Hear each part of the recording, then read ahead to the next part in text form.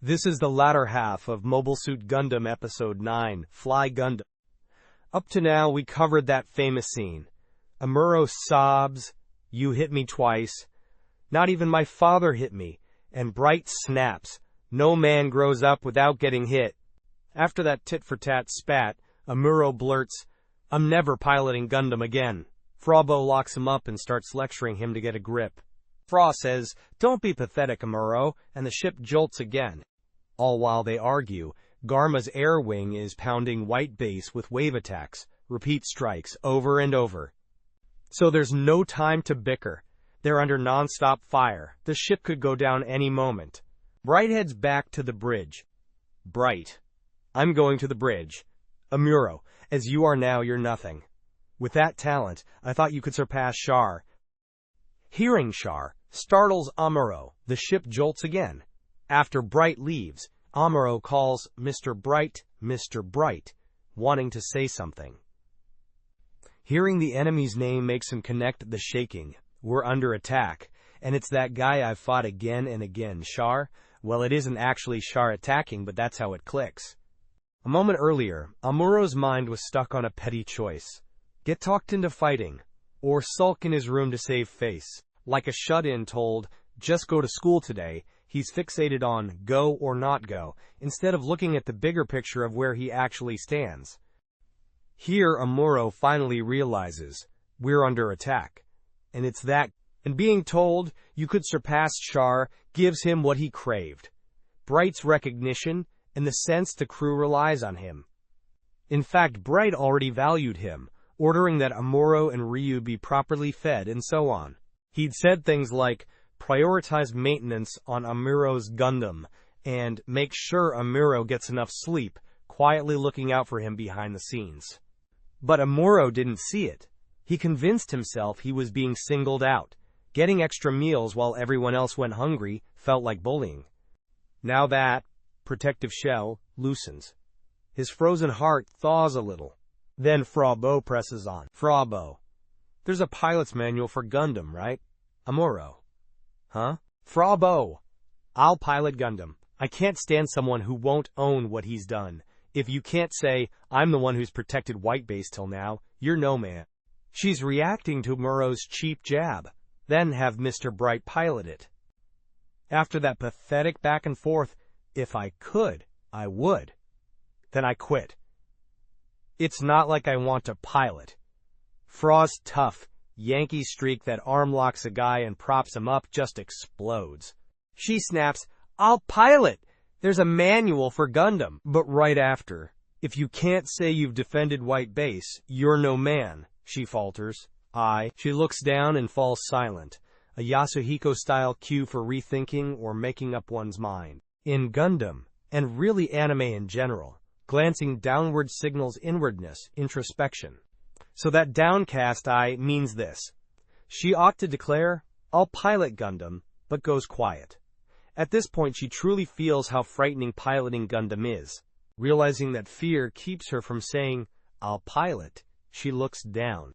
Amuro. Frau Bow, "Piloting Gundam is too much for you." Frau Bow, Amuro. Amuro. "As frustrating as it is, I'm the man here." When he says it, Amuro lowers his gaze too. He turns inward. Being told by his girlfriend, "Fine, I'll pilot, since you don't even want to," stirs something in him. Maybe it's embarrassment. Maybe rivalry with Char. He's not sure. Something flares. So after a beat, eyes down, he thinks, "Frustrating, but I'm a man. Maybe. Bright's words fired me up. Or I can't send a girl to the front." He leaves Frau behind and sprints down the corridor. Another jolt. The enemy barrage hasn't let up. Slammed into a wall, he snarls, "Damn you, Char!" and hammers it. The scene is deliberately split into multiple cuts. Cut 1. Amuro runs. The ship lurches. He slams the wall. Cut 2. "Damn you, Char!" His right hand's. Cut 3. Close-up of that right hand smashing the wall. So it's 3 beats. Impact, the lift, the strike. Back when Gundam's reputation started soaring, shoujo artist Keiko Takemiya said something about this scene. In a monthly Outie interview, she asked the editors, "Gundam is amazing. But do you know who's making it amazing? Asked what she meant, she said, an assistant showed me a scene where Amuro, overcome with frustration, hits a wall. I'd never seen that in anime. Blew me away. They even broke it into shots just for that moment, and his frustration came through so clearly. She asked, who made that choice? The animator? Was it in the script? A storyboard instruction. The OUT editors didn't recall the board and just said, well, it varies. No wonder Takamiya was amazed. It's a classic. Because at that moment for Amuro, Char is symbolized by the wall. He's slammed into it by the jolt, so he hits back at the wall, like kicking a trash can you tripped over. Pure, direct emotion. By aiming that anger outward, at Char, at the wall, instead of inward or at his teammates, Amuro finally snaps back to life. It's pivotal, so they deliberately split it into 3 cuts. TV Gundam is full of this subtle acting. The eye lines, Frau's arm lock, expressing feeling through tiny beats. As an aside, I've been watching Eromanga Sensei up to the current broadcast. What strikes me is how it tries to depict emotion directly in the drawings. Embarrassment means blushing cheeks, a voice actor's, and fluttering eyes. Minute, explicit acting that makes people think, great performance, great anime. That's valid, and can be great. But there are other ways. Like an involuntary arm lift, or a simple downward glance that tells the audience everything. The Eromanga style, drawing and voicing everything, communicates easily.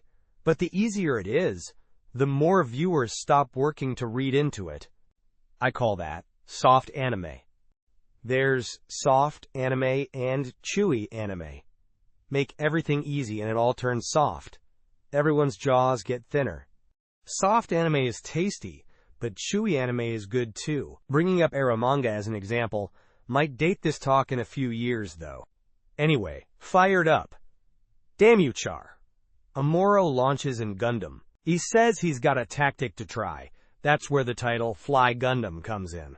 Gundam's got verniers and jump power. He lands, jumps, fires the verniers, and takes the fight into the air against jets. He starts dropping fighters. The BGM flips to that Bright Noa theme and the mood suddenly lifts. So what was all that gloom? Bright can't help but lean forward. Gundam's in an aerial dogfight. That's the turning point. His right hand braces him at the window. He's craning as far as he can. Bright. Gundam's engaging in air combat. Lieutenant Reed. Even Bright mutters, amazing. That surge, music and all, works because of the long build-up from the past episodes. Gundam's dogfighting. He rushes to the window, and that one word, amazing, says it all. Bright. Open comms. Sayla, order gun cannon and gun tank to cover Gundam at landing. Kai, Hayato, and Ryu snap back. Got it. And lay down cover. That rush of everyone moving as one pays off precisely because we had the you hit me and I'll never pilot again mess earlier.